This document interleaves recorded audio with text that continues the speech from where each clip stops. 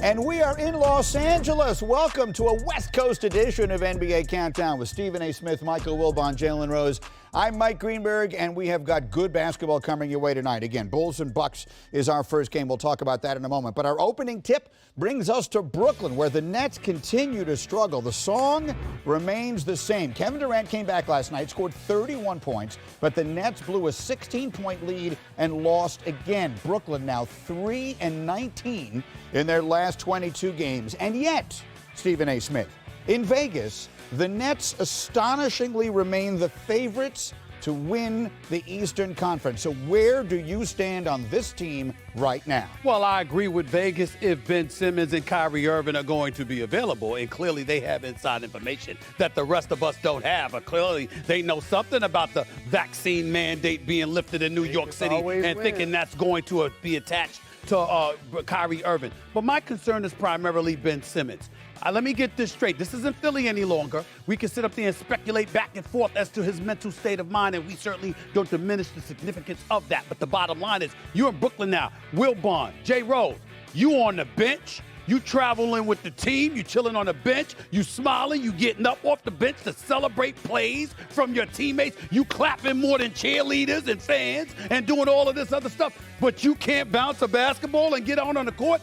What the hell is going on here? This is some unacceptable stuff. So my mentality is Vegas is betting on Ben Simmons and Kyrie Irving being available, and if that's what their premise is based on, I roll with them. But I do have my reservations at this particular moment in time that they're going to be available. When Kyrie Irving becomes the second biggest question mark on your team, you know you've gotten into a very unusual area. Are you confident that Ben Simmons ultimately merges in with this group and that they can play together? You know what? I've gone back and forth, and I have to respect the journey and say no. I have to respect the defending world champion Bucks. I have to watch my eyes and see what I'm seeing with Bam in the Heat. I have to see what I'm watching with the Sixers and feel like that's going to be too much for the Nets to overcome if they make the playoffs in the first round. So, absolutely, I feel like it's going to be too much. I'm glad to hear that Jalen is coming back to this side, because I remember when I was a younger reporter and actually had hair, sort of like Jalen's. And I would be in front of his locker in Indianapolis and places, and you have smart veteran players say to you, hey,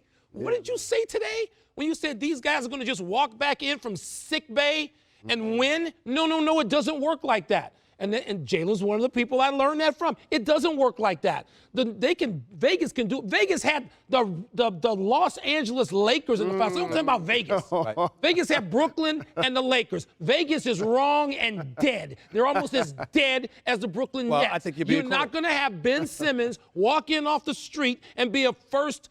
Be even an all-star player. Stop it. Come on, stop Stephen it. A. You're not.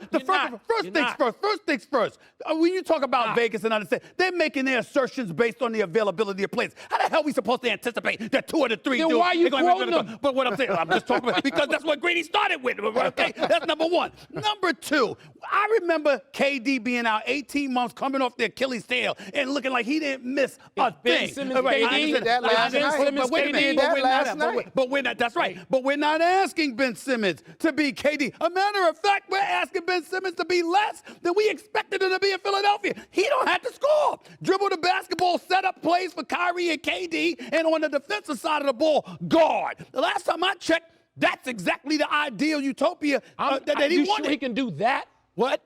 With a bad back? I don't believe the bad back. I don't believe it. Stephen A., the one thing I say about respecting the journey is that's what a partial player in Kyrie Irving. Right. Yes. These are 7-game series. When you're going against the Heat and the Bucks and the Sixers. I didn't see y'all saying that when Kyrie Irving stepped on the court and beat the Warriors. I know because because his talent is so tantalizing. Thank you. You see him out there, he can be insurmountable. But when you really think about it, if he's playing part of the series, the other teams are really going to be in pole position to knock them out. You know what happened real quickly? Suppose they get in a play-in situation against Toronto where they had 2 games. He couldn't even play. He couldn't even play. Oh, yeah. You told me that. I told you that. So we're okay, there you go. That's way too okay, much good one. benefit. I'm talking about them on the court.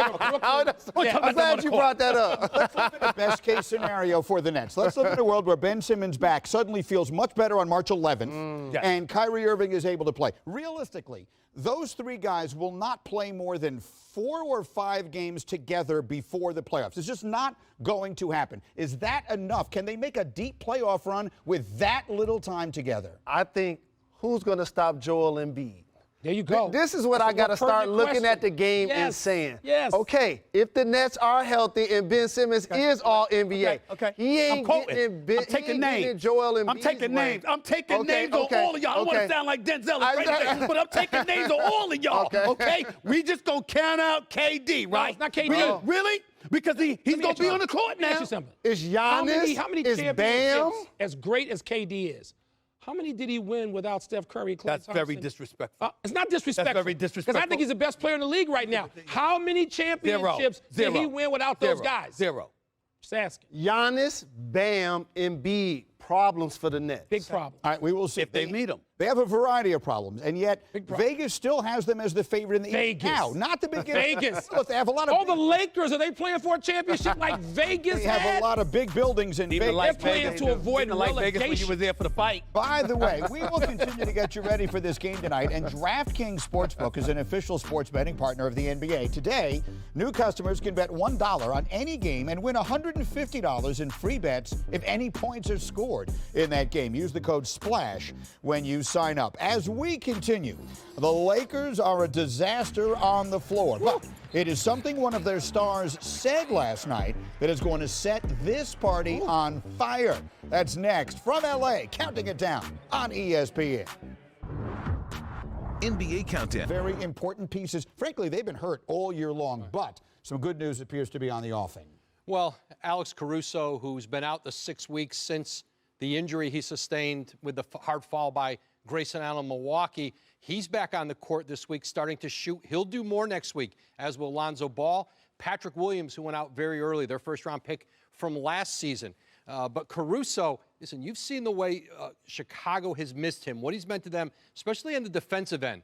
Well, the Lakers have missed him even more this season. And you go back to summer free agency when the Lakers made him a 3-year, $21 million offer out of the gates. He gets the full mid-level over 4 years from the Bulls. 4 years, $37 million. He went back and asked the Lakers, match the deal, I'll stay. The Lakers said no.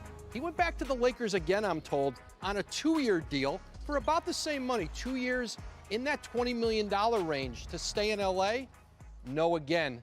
So he's in Chicago. They will have him back certainly for the stretch run with Lonzo Ball, and they hope Patrick Williams, and it'll be a very formidable Bulls team in the postseason. That is really remarkable. I mean, he's become such a folk hero everywhere that he's been, and such an incredibly valuable piece. And it's just, well, that's outstanding because it's such an interesting piece of this puzzle of the Lakers and some of the mistakes that have been made in putting together a team that I think stands right now as one of the huge disappointments that we've seen in the league in a long time. Another terrible loss last night, and we'll make it tonight's three-point performance brought to you by Mountain Dew. Lakers dealt a second 20-point loss this week when Reggie Jackson knocked down 4 threes. Clippers made a season-high 63% of their threes in their win last night. And after the game, Russell Westbrook was asked if this is what he envisioned.